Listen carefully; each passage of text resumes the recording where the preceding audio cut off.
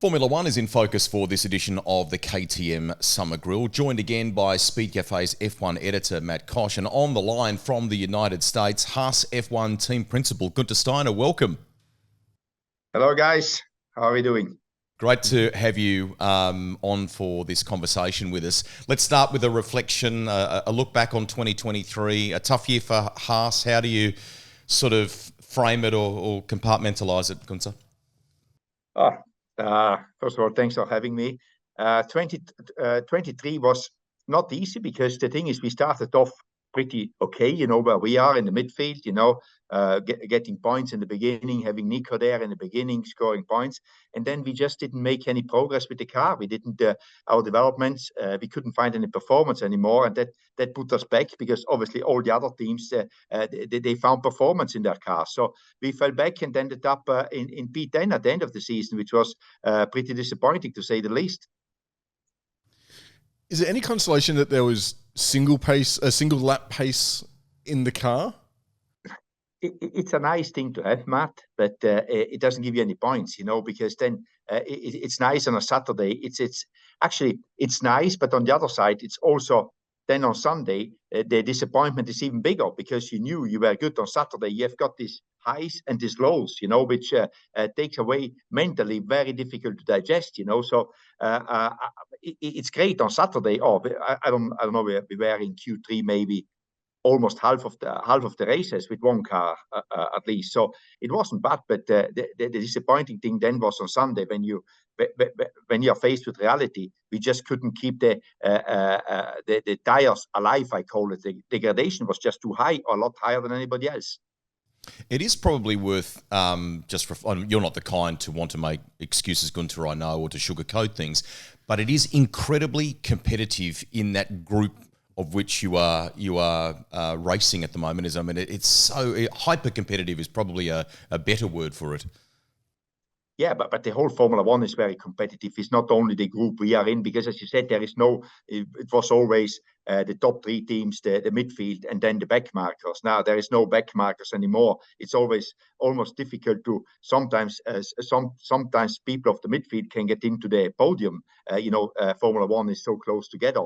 So it is close there, but as you said, it's not an excuse because all the other ones did better than we did, So you have to compare with that one. Not saying, we were just a tenth behind them. Yeah, but we are still behind them. So, that is not the attitude I adapt to these things. We just need to get better.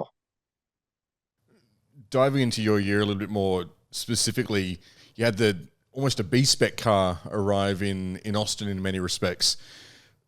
How important is that? Because I guess on the track we didn't see a lot of progress with that, but then that was never really the intent with that car, was it?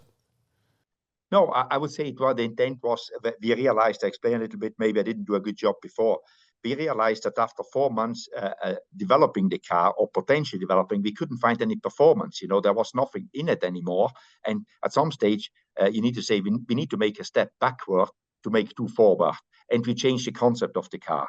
Now, the car we brought to Austin looks, it's the downwash idea behind it, looks more like a Red Bull, while the other one was still from last year. And last year it worked, but this year we couldn't find anything anymore. So we made that decision, trying to do something. But if you think about, we developed that car maybe 1 month in the wind tunnel, and out came a car the same speed as one which was developed 1.5 years. So it showed us it is the right direction to go in. Obviously, we were a little bit late to the party here with that concept of car. So the other ones know a lot better how this car works in all its details. So we are now on the catch-up game. And since we put that car in the wind tunnel, or that concept of car in the wind tunnel, we make gains again, like you do normally when you develop a car. So that is the good thing. Can we make enough gains until the beginning of next season? We're making gains, but all the other ones will be making gains as well. So hopefully we can catch up some of it, but we need to develop pretty hard next year in the season to because we have to make ground up still. There's still a lot of ground to be made up. Okay, that sort of leads us naturally to the challenge of 2024 for you, in that, you know, you are headquartered in Charlotte. The car is designed in Italy and so on. Just, if you can, in a more broad sense for our audience, just talk about that challenge of trying to be more competitive next year and getting that car in a position to do so in 24. Yeah, I mean, the challenge is, I think that all the teams have got the same over. You start with what we call new car, the next year car, normally July, August, you start to develop it, and you just focus on that one. We obviously lost a little bit. I wouldn't say we lost time, because we made the interim spec car. That car we did for Austin, where we couldn't integrate all the things we are doing for, not we want, what we are doing for next year, because some of the things on the chassis cannot change anymore that late in the season. So it's the challenge. It's just like trying to find as much performance as possible from the aerodynamics, because as you may know, we're using the Ferrari suspension. So we cannot blame that because Ferrari won a race this year with that suspension. So that's again is no excuse that is not any good. So we just need to put our head down and work hard and try to make bigger gains, because I think they're there, because the other ones developed a lot longer. So hopefully we can get somehow beginning of next season again in the right place. But then also the focus next year is that we keep on developing and finding performance.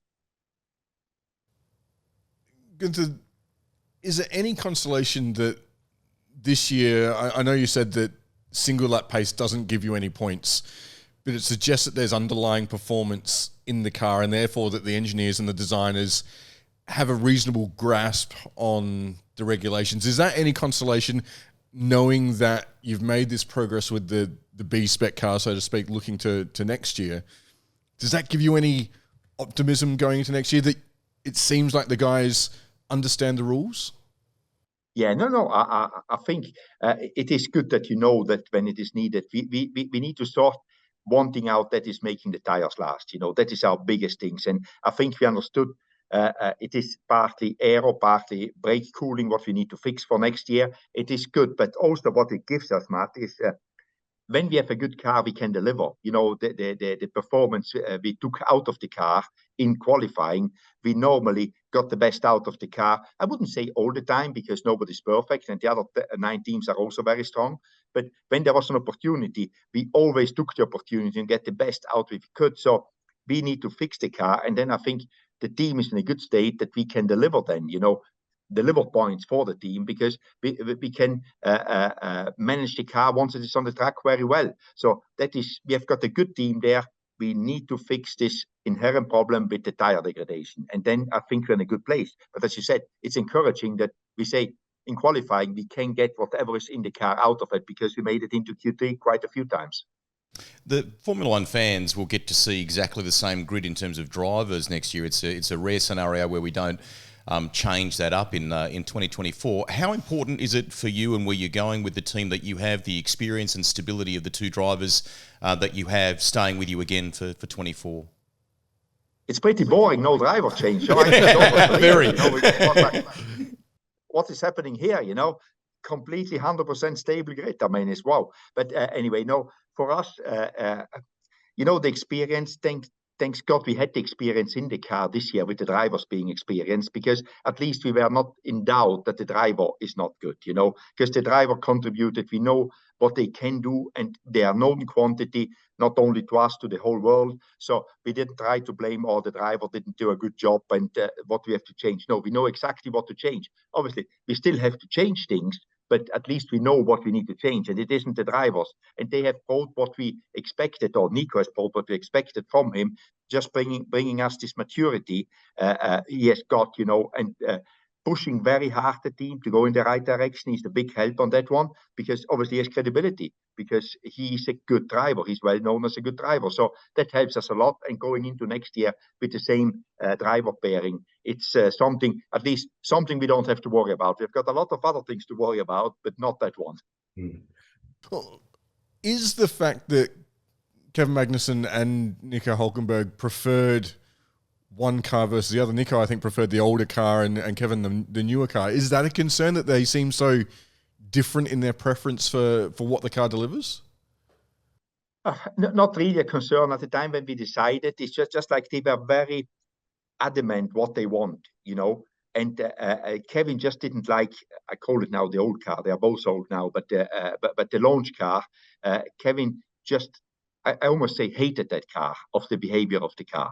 But obviously the upgraded car was not a lot or any better performance-wise, but he liked the driving better. So at least we know in which direction to go. And Nico just said he struggles with the upgraded car. So at the time we had nothing to lose, and there's no point to, people said, "Oh, did you do it to get data?" No, we had data more than enough between the two cars. So it's just like, what is the driver feeling most comfortable with it, and where we've got the big chance, at least make them happy. And maybe we learn something more out of it, how the car should behave or what we need to design into it. That's why we did it. But, it's one of these things, we could have made a science out of it, which car to use. I went with the gut feeling of the driver, said, guys, you can pick and choose. I'm not standing in the way of here saying this is better or not, because they both were not good enough in the end. Guenther, broadly speaking, how is Haas travelling? I mean, the cost cap has arguably done a lot of good for the sport. How has that helped Haas and so on? I think in general, without the cost cap, I think Haas wouldn't be here anymore. And so would not a few other teams, because the gap just got too big, and it was all about how much money can you spend. So that was a very good thing. How are we traveling as a team? Obviously, when we came, because 2020 and 21 were very tough years for us, because we didn't know if we were staying around in Formula One or not.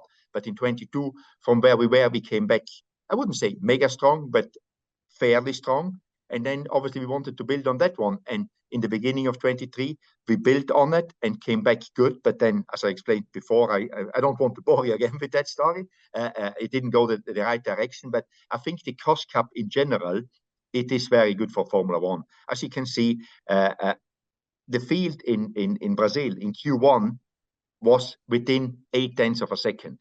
20 cars in 0.8 of a second is quite an amazing result, which is 50 meters. Everybody, 20 cars in 50 meters. Think about it, how close that is. And that is, I think, just down to the cost cap and the more equal distribution of the prize money. So the teams are better or are closer together from the back of the grid to the front. Obviously, it makes it more difficult to move up, because everybody is the same. But that should be a fair competition, should be like this.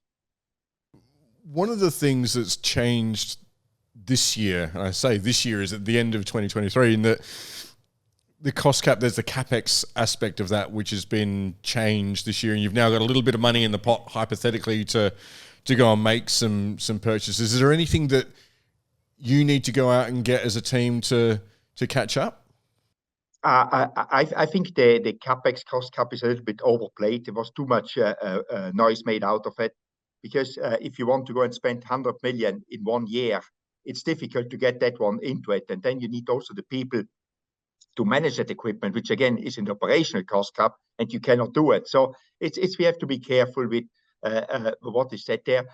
In general, with our business model, we don't really need a lot more until we change a little bit our business model. And in the moment, for the short term, the next 2 years at least, we stay how we are, and we lose a lot of the stuff we get from Ferrari. So for us, that didn't change. And for us, if you want to change business model now with the capex cost cap in place or higher, it gives us an advantage, because we can do things as well. Guenther, time's going to beat us here. Very quickly, what will you be satisfied with at the end of 2024? I mean, if you wanted to put a sort of target or an objective on it, what would you at Haas be happy with at the end of next season? First of all, not being last, but being between 6 and P8, between P6 and P8. How realistic is that? Because the whole field's moving forward. We know, as you said, that in Brazil, 0.8 covers the entire field. Can you put into some sort of perspective the enormity of that change? Because I guess at the moment you're also flying blind, because you don't know what everyone else is doing. Yeah, but everybody's flying blind, so that is the to say on that one. But where I go from, when you look at, for example, McLaren, where they were beginning of the 23 season, nowhere, and where they ended up being the challenger to Red Bull, is quite amazing what is doable. I'm not saying that they're going to do the same thing, but just to put it in perspective, a lot is possible with the cost cap. You need to do a good job. It's not all about money anymore. Look at AlphaTauri. The last 5-6 races, they came up strong and catched up very quickly. and ended up in P8. So there's a lot doable with the cost cap. I don't want to see always the negative. I want to see the positive. We have to use it and just do a good job, and that is what we will try to do. Thank you so much for your time here on the KTM Summer Grill. Enjoy the festive season, and we hope that the car next year gives you that result that you're looking for. Go well. Thank you very much, guys, and hello to everybody down under, and have a good day. You could be a winner each episode of the Summer Grill. KTM are giving you the chance to win a bar stool, a mug, and this race-inspired clock as well. So there's more good reasons to tune in and hear from some of the stars of world motorsport here as a part of the KTM Summer Grill. All you got to do is click on the link below, fill in your details, and you could be in the running to win.